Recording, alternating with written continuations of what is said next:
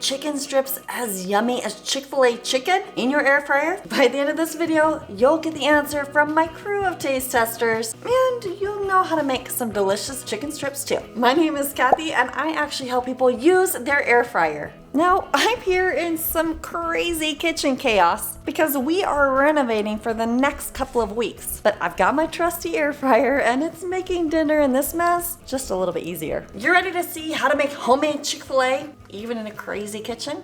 Let's go.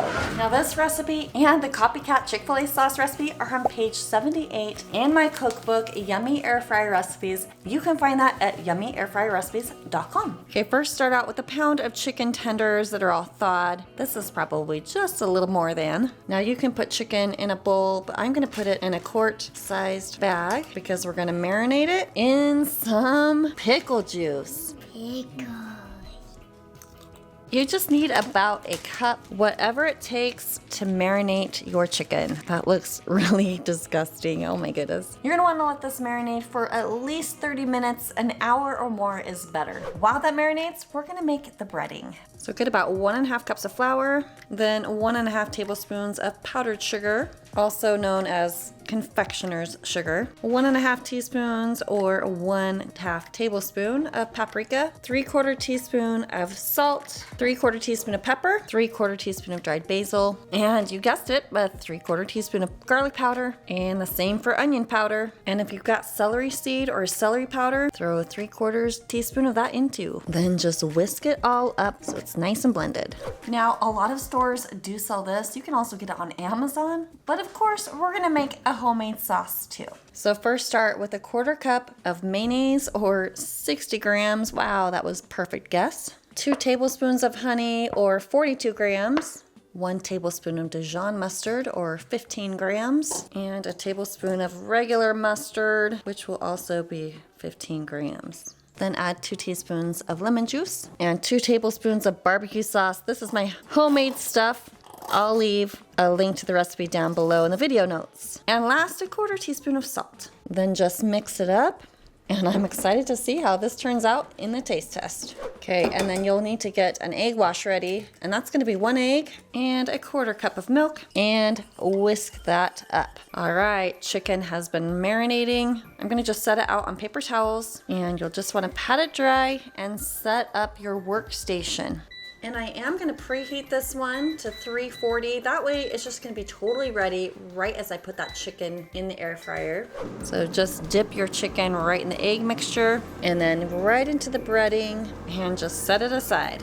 Then repeat. There's definitely enough breading. You could totally do more chicken in this. The chicken's ready, air fryer's ready. I'm gonna lightly spray the basket with oil, pop those in, and lightly spray again. The spray is gonna keep that flour from blowing all over and help that chicken get nice and crispy. Pop it in the air fryer, and we'll go 340 for 6 minutes, and we'll check on it then.